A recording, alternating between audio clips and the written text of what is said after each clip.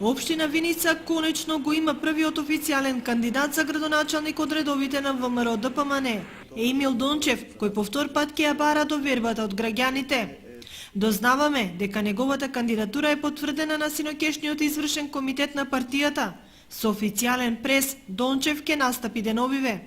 Што се однесува до советничката листа на партијата, координаторот на ВМРО ДПМН Мартин Павлов не информира дека подготовките за локалните избори се интензивирани.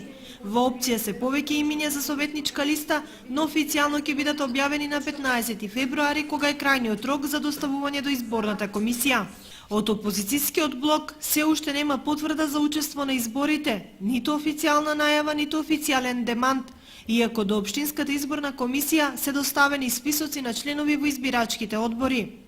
Првично како официјален кандидат беше промовиран доктор Венцо Војнов, актуелен советник од редовите на НСДП во Советот на Општина Виница.